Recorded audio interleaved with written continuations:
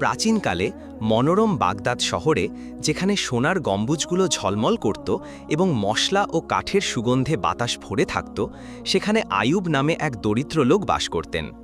আয়ুব ছিলেন একজন ধার্মিক ও সৎ মানুষ। তার এক টুকরো ছোট জমি ছিল, যেখানে তিনি অনেক কষ্টে চাষাবাদ করতেন এবং তার ধৈর্যশীল স্ত্রী ও ৩ সন্তানকে নিয়ে থাকতেন। অভাব থাকা সত্ত্বেও তার সন্তানেরা তার জীবনকে আনন্দে ভরিয়ে রেখেছিল। আয়ুব তার সন্তানদের চোখে ভবিষ্যতের আলো দেখতে পেতেন এবং স্বপ্ন দেখতেন যে তারা শিক্ষিত হবে ও সচ্ছল জীবনযাপন করবে, যে দারিদ্র্য তার জীবনকে বেঁধে রেখেছিল তা থেকে দূরে থাকবে।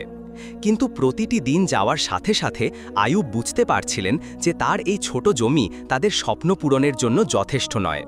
তিনি যতই বপন ও ফসল সংগ্রহ করুন না কেন, তা থেকে যা আয় হতো তা দিয়ে কোনো মতে তাদের পেট চলত। তাদের পড়াশোনা বা ভবিষ্যৎ গড়ার জন্য কিছুই অবশিষ্ট থাকত না।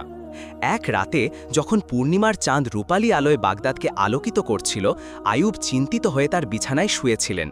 তিনি একটি দীর্ঘ শ্বাস ফেললেন, তারপর তার পাশে ঘুমিয়ে থাকা স্ত্রীর দিকে এবং গভীর ঘুমে মগ্ন সন্তানদের দিকে তাকালেন। আয়ুব একটি কঠিন সিদ্ধান্ত নিলেন, এমন একটি সিদ্ধান্ত যা তার এবং তার পরিবারের জীবনের গতিপথ চিরতরে বদলে দেবে। খুব ভোরে আয়ুব দৃঢ় সংকল্প নিয়ে ঘুম থেকে উঠলেন। তিনি তার স্ত্রীকে তার সিদ্ধান্তের কথা জানালেন। প্রিয়তমা, আমি আমাদের জমি বিক্রি করে দেব। আমি আমাদের সন্তানদের ভবিষ্যতের জন্য এটি বিক্রি করব। যে অর্থ আমি পাব তা তাদের পড়াশোনা ও এই পৃথিবীতে নিজেদের পথ খুঁজে নেওয়ার জন্য যথেষ্ট হবে। প্রথমে আয়ুবের স্ত্রী হতবাক হয়ে গিয়েছিলেন, কারণ জমি হারানো মানে তাদের একমাত্র রুজির উৎস হারানো। কিন্তু বরাবরের মতোই তিনি আয়ুবের প্রজ্ঞা এবং দূরদৃষ্টি বুঝতে পারলেন। তিনি বললেন, আয়ুব, যা তোমার কাছে সঠিক মনে হয় তাই করো। যতদিন তুমি আমাদের সন্তানদের জন্য কিছু করবে, আল্লাহ আমাদের ছেড়ে যাবেন না। এরপর আয়ুব বাগদাদের এক ধনী বণিকের কাছে তার জমি বিক্রি করে দিলেন। আয়ুব একটি বড় অঙ্কের অর্থ পেলেন এবং শপথ করলেন যে এর একটা পয়সাও তিনি তার সন্তানদের পড়াশোনা ও ভবিষ্যৎ ছাড়া অন্য কোনো কাজে খরচ করবেন না। তিনি তার সন্তানদের সেরা শিক্ষকদের কাছে পাঠালেন এবং তাদের জন্য জ্ঞান ও বিদ্যার দরজা খুলে দিলেন। বড় ছেলে বাণিজ্য নিয়ে পড়াশোনা করল এবং ক্রয় বিক্রয়ের কলা কৌশলে গভীর জ্ঞান অর্জন করল। মেঝো ছেলে চিকিৎসা বিদ্যা নিয়ে পড়ল এবং বাগদাদের অন্যতম দক্ষ চিকিৎসক হয়ে উঠল। আর ছোট মেয়ে কবিতা ও সাহিত্যকে ভালোবাসত এবং সে একজন প্রাঞ্জলভাষী কবি হয়ে উঠল, যার সুন্দর কবিতা মানুষের কানকে তৃপ্ত করত। বছর কেটে গেল এবং আয়ুবের সন্তানেরা বাগদাদের গণ্যমান্য ব্যক্তিতে পরিণত হল।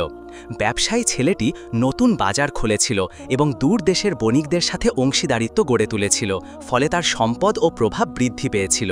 চিকিৎসক ছেলেটি দরিদ্র ও অভাবীদের চিকিৎসার জন্য একটি হাসপাতাল তৈরি করেছিল এবং বিনামূল্যে মানুষের চিকিৎসা করত, যার ফলে তার খ্যাতি চারদিকে ছড়িয়ে পড়েছিল। আর কবি মেয়ের কবিতাগুলো সভা সমাবেশে আবৃত্তি করা হতো এবং মানুষের মুখে মুখে ফিরত। তার খ্যাতি খলিফার প্রাসাদ পর্যন্ত পৌঁছেছিল। আর আয়ুব, তিনি তার বাকি জীবন সুখে কাটিয়েছেন, তার ধৈর্য ও ত্যাগের ফল তার চোখের সামনে বেড়ে উঠতে দেখে।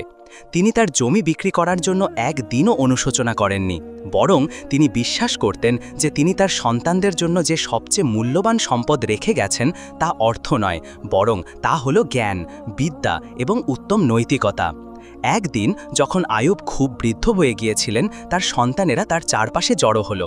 আয়ুব একটি ক্ষীণ কণ্ঠে তাদের বললেন, হে আমার সন্তানেরা, জেনে রেখো, মানুষ যা কিছু অর্জন করতে পারে তার মধ্যে সবচেয়ে মূল্যবান জিনিস জমি বা সোনা নয়, বরং তা হলো জ্ঞান, বিদ্যা এবং ভালো নৈতিকতা।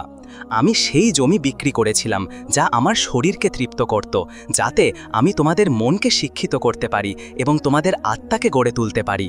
তাই তোমরা সব সময় একে অপরের সাহারা হও, কঠোর পরিশ্রম করো এবং তোমাদের সমাজের জন্য উপকারী হও। আর সব সময় মনে রেখো যে জ্ঞান হলো আলো এবং অজ্ঞানতা হলো অন্ধকার, এবং ভবিষ্যতের জন্য ত্যাগই প্রতিটি মহান সৃষ্টির ভিত্তি। আমাদের কাল্পনিক গল্পটি এখানেই শেষ হলো। আবার দেখা হবে।